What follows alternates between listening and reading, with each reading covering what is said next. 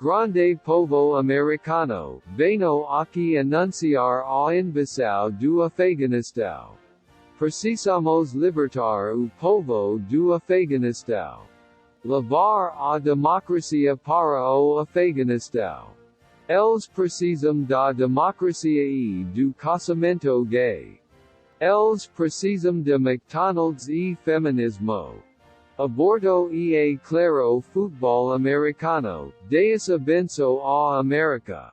Mas acima de tudo, precisamos defender o grande Estado de Israel.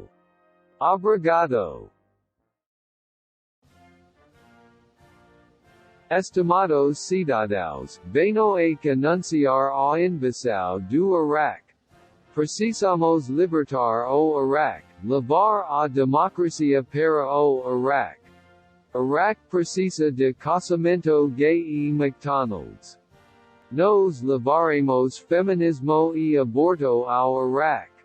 E nos defenderemos o grande Estado de Israel. Deus abençoe a América e Deus abençoe Israel. Pau no Cu do Iraque KKKKK.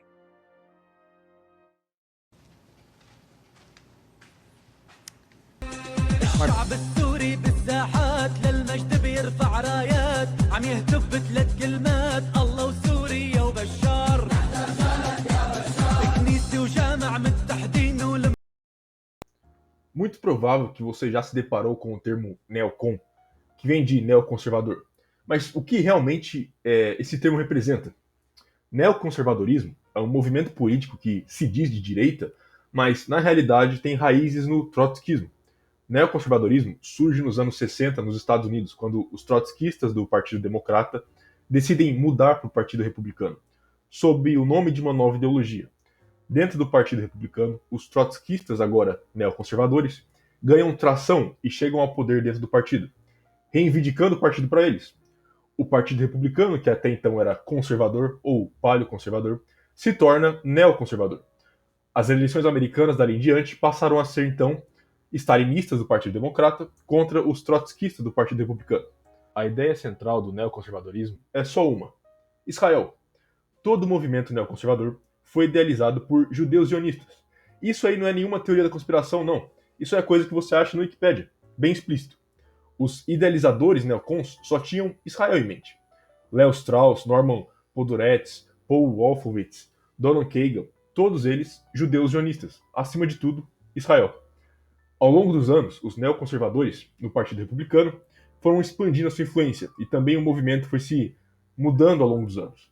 Inicialmente, ninguém percebeu essa invasão na direita, mas conforme o decorrer da história, foi ficando mais claro que o conservadorismo de verdade já não existia mais no Partido Republicano.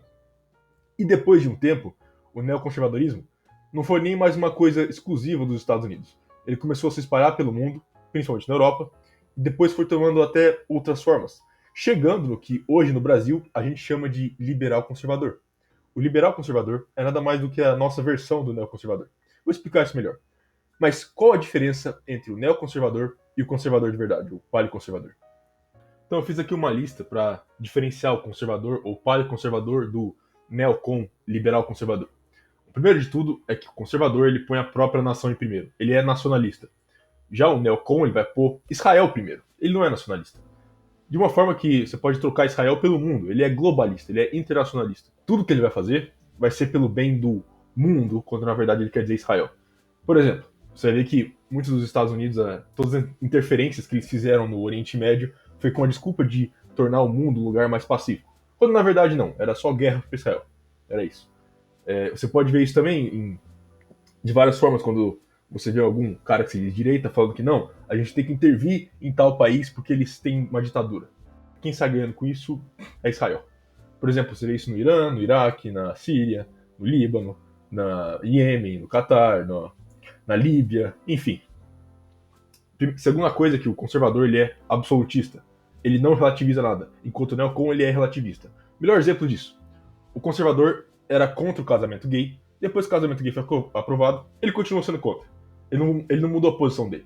Já o neocon não. Ele era contra o casamento gay, depois que o casamento gay é aprovado, ele é totalmente a favor da agenda LGBT.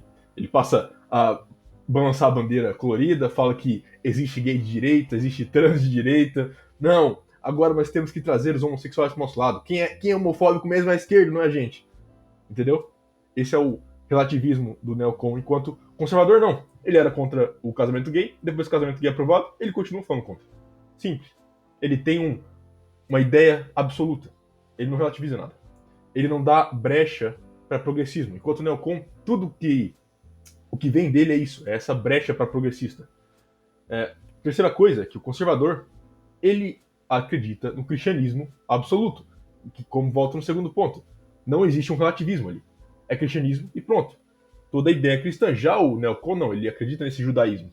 O judaísmo é a rejeição do logos divino de Jesus Cristo. Isso vai contra a ideia conservadora. Enquanto o neocon não se importa com isso. Ele não se importa com o logos divino.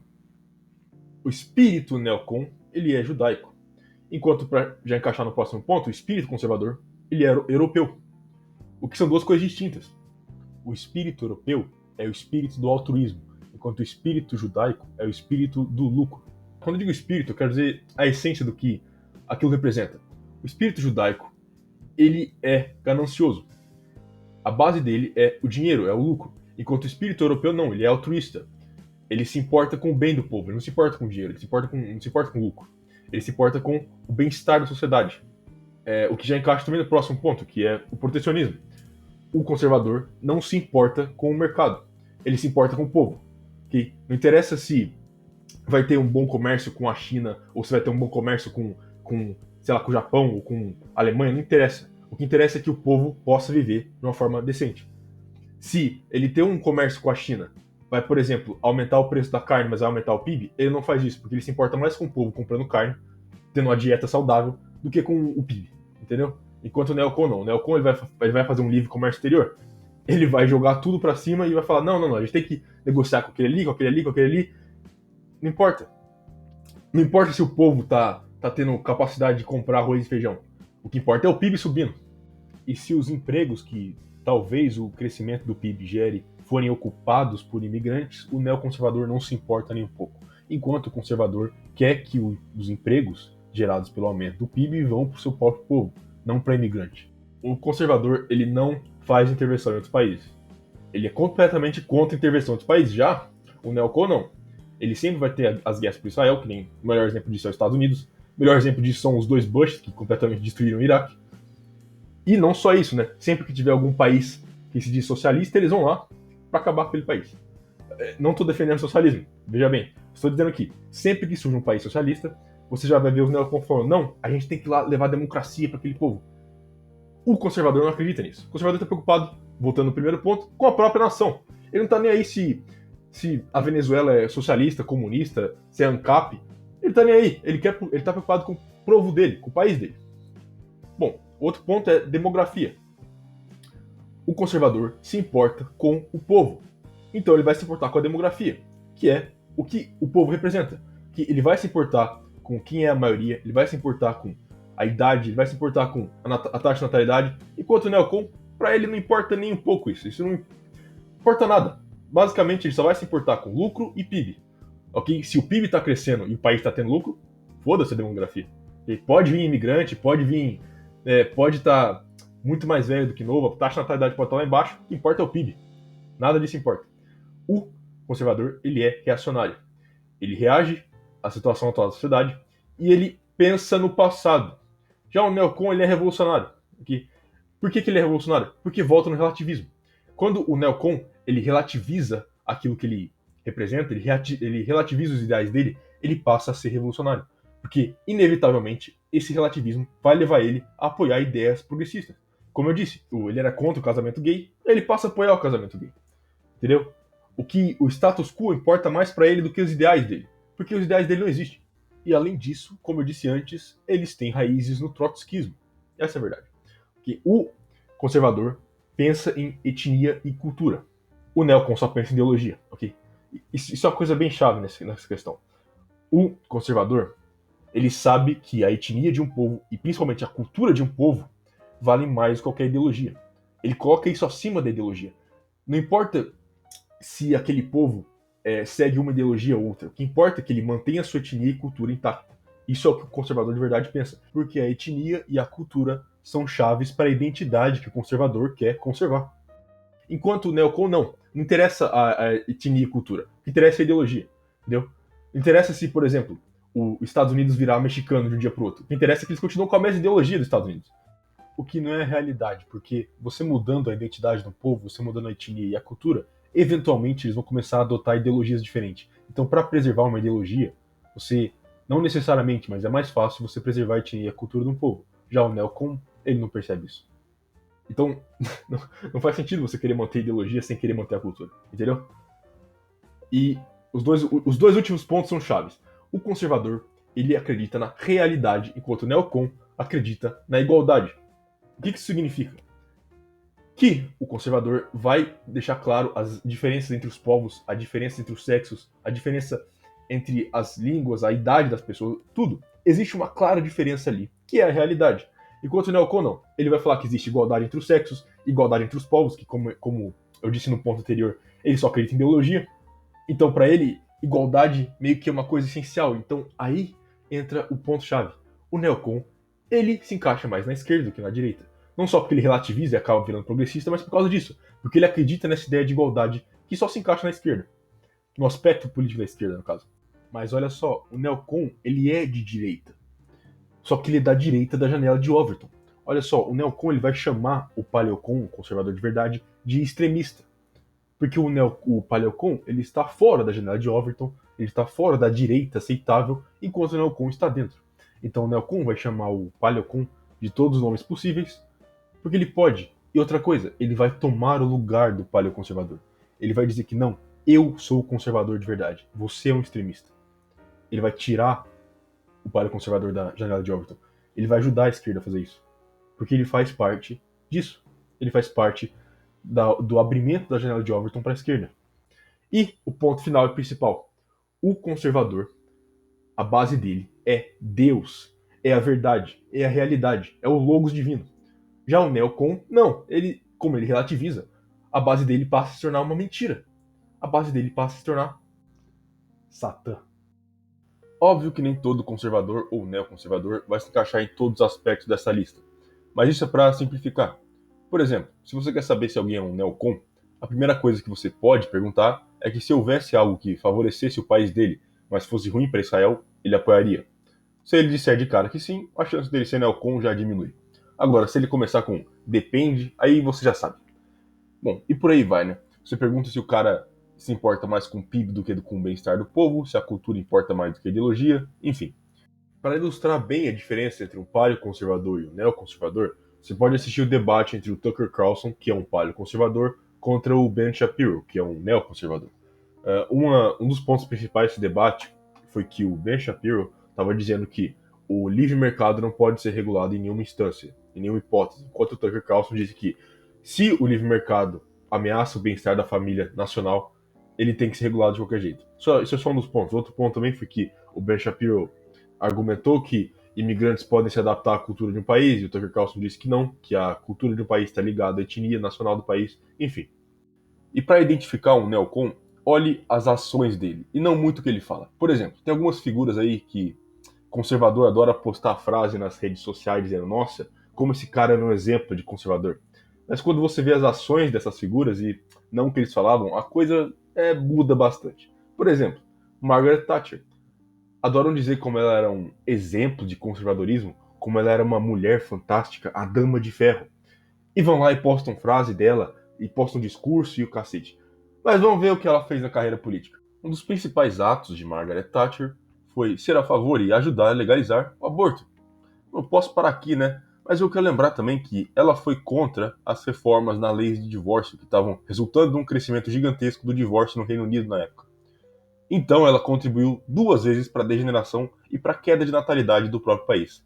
Muito conservadora, né? Bom, pelo menos ela foi firme na questão de imigração. Diferente de uma outra figura que os conservadores aí também adoram venerar, Ronald Reagan.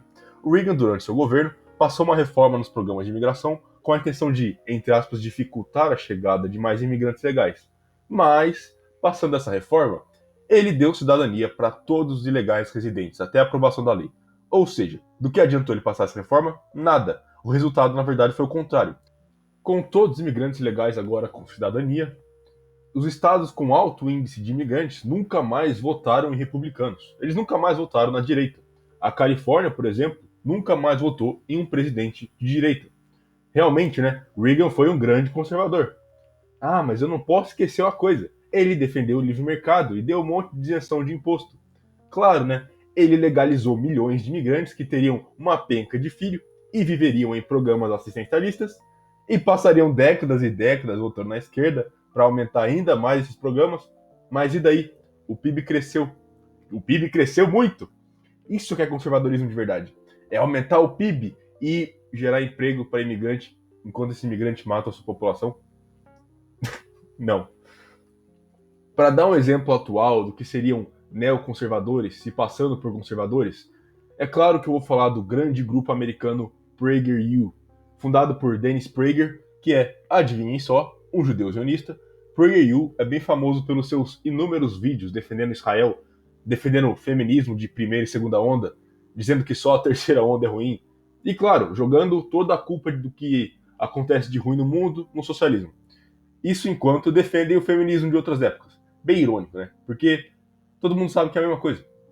Parece que eles não. O meu vídeo favorito deles é um que o cara passa 5 minutos fazendo um puta malabarismo mental para justificar os bilhões de dólares que os Estados Unidos mandam para Israel todo ano.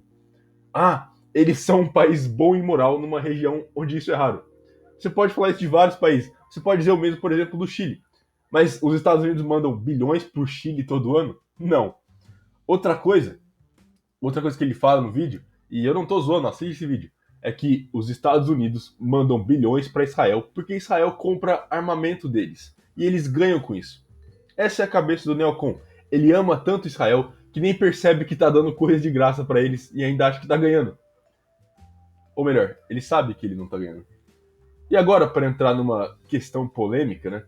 Uma pergunta que você com certeza está se fazendo é: seria Donald Trump um neocon? Seria Bolsonaro um neocon? Bom, muitos acham e vão dizer que sim, mas eu sinceramente acho que é mais complexo do que isso. Para falar a verdade, é fácil argumentar que o Trump é um neocon, mas o Bolsonaro nem tanto.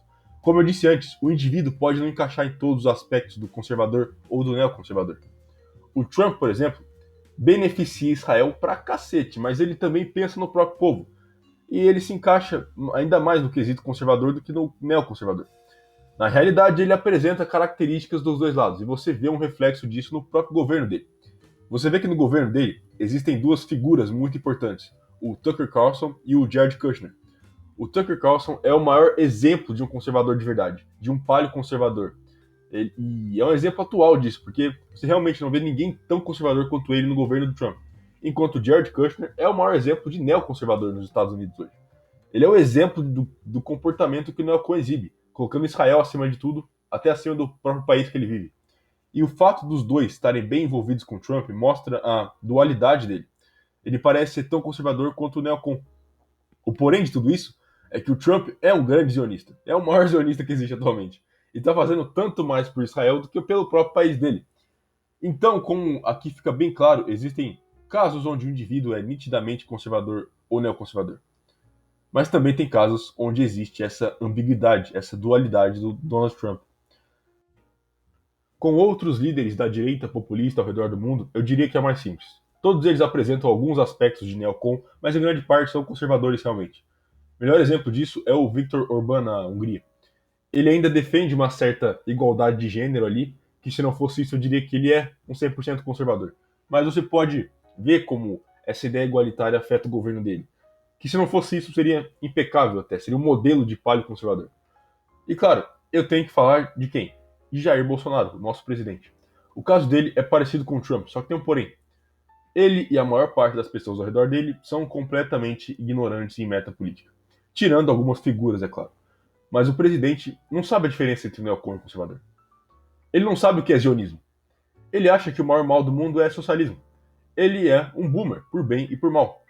O lema de Deus, Pátria e Família, Brasil acima de tudo, Deus acima de todos, isso é um exemplo de conservadorismo real. Mas fazendo uma análise crítica do governo dele, até agora, cada vez mais se encaixa no neocon e menos no conservador. Mas vamos ver, né? O tempo ainda pode mostrar o contrário.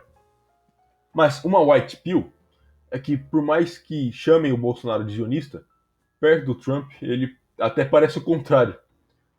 E aí, então, a gente chega no assunto do infame liberal conservador. O liberal conservador, ele é o cara que vê a verdade no conservadorismo, ele enxerga aquilo como uma verdade absoluta, mas ele também quer encher a cara e chupar pau de traveco.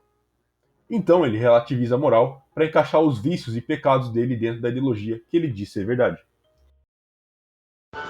O liberal, que se diz liberal conservador, ele deixa a filha dele dar buceta, entendeu? Trazer o namorado pra dentro de casa e trepar, fumar maconha, a mulher bota fio dental, mostra o rabo pros amigos na piscina, na praia, o caralho, trabalha, entendeu? Esse é o que ele chama de conservador, o liberal, entendeu? O cara já teve 3, 4 divórcios, a mulher também, aí tem filho de outro, o caralho, adota tudo, fica aquela coisa, entendeu? Esse aí que chama-se o liberal conservador. Ele admite o divórcio como se fosse uma coisa descartável, ele é ecumênico, entendeu? Ele não é entendeu? Tá cagando andando pra porra de folclore, de tradição, de negócio. É o tal do liberal conservador. Essa merda aí, pra que se diz, eu sou conservador, liberal, pela família, o caralho. A família porra nenhuma. A filha é uma galinha do caralho, o filho é viado, o caralho também, o cara não tá nem aí, pá, entendeu? Isso aí que eles chamam de conservador, entendeu? Não tem nada a ver conosco.